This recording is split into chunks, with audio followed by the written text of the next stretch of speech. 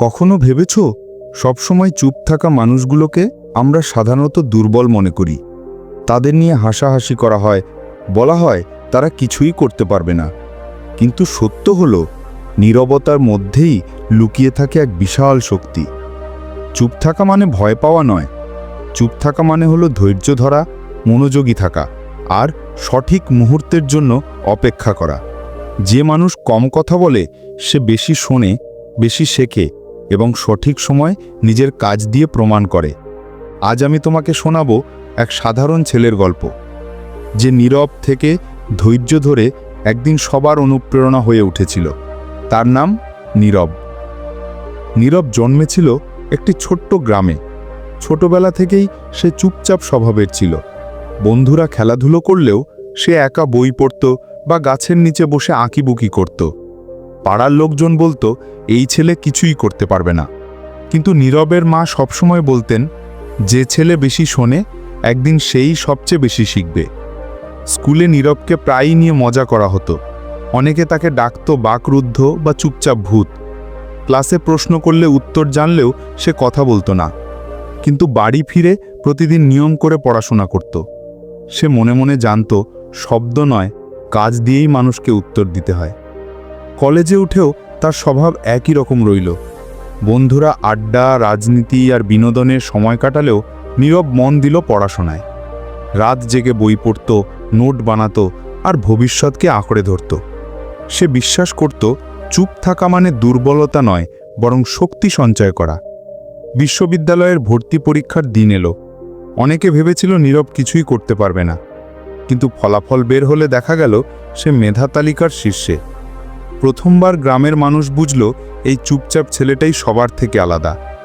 পড়াশোনা শেষ করে নীরব শহরে চাকরির খোঁজে এলো। ইন্টারভিউতে তাকে প্রশ্ন করা হলো, তুমি এত চুপচাপ কেন?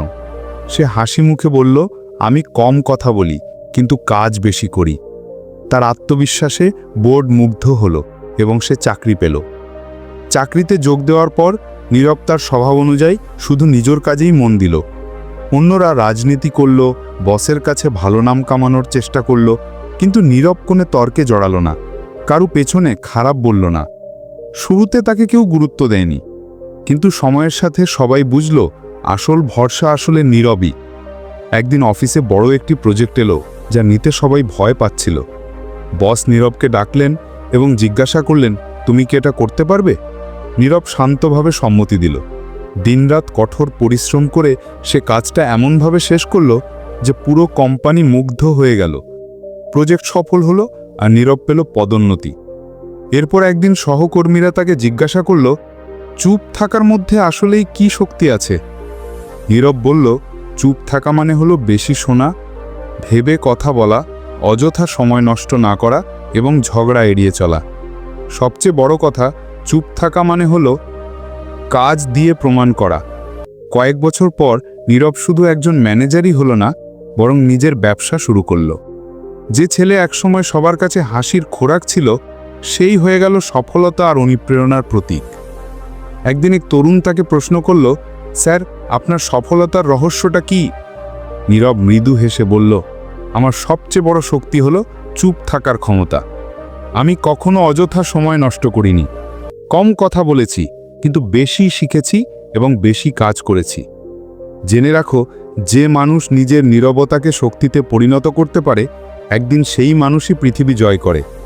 চুপ থাকার ক্ষমতা দুর্বলতা নয়, বরং শক্তি।